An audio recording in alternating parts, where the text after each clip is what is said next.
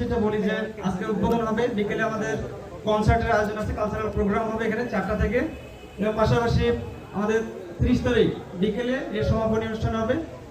আর আমরা আজকে আমন প্রণোদনা কার্যক্রমের আওতায় চুনারঘাট উপজেলায় 1500 কৃষকের বিনামূল্যে সার এবং বীজ বিতরণের উদ্বোধন করব আমাদের মাননীয় এমপি মহোদয়কে দিয়ে। এবং পাশাপাশি কিছুদিন আগে আমাদের বেমাল হয়েছে ঘূর্ণিঝড়, পাশাপাশি আমাদের এখন বর্তমানে যে আকস্মিক যে বন্যা, এর হাত থেকে